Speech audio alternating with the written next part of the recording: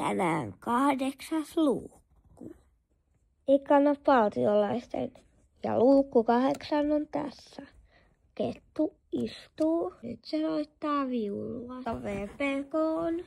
No, nyt taitaa tontut jo alkanut kulkea. Ja tontut sisään. No niin, avataan luukku 8 kuninkaallisesta Pokemon joulukalenterista. Ei.